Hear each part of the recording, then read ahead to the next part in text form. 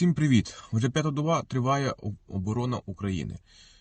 П'яту добу ми нищимо російських окупантів, які прийшли до нас зі зброєю в руках, показати нам, що таке руський мір.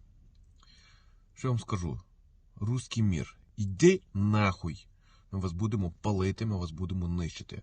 Усі підрозділи Нацгвардії, Збройних сил, територіальної оборони, самооборони, Нацполу, повністю усіх силових структур будуть вас нищити.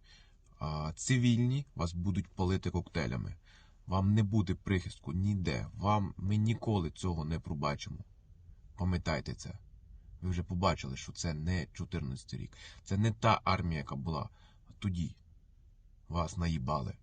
Ви тут помрете. Так що задумайтесь краще. Поверніться живими додому, залишіть вашу техніку тут, все одно вона не доїде назад. А ми обов'язково переможемо. Слава Україні!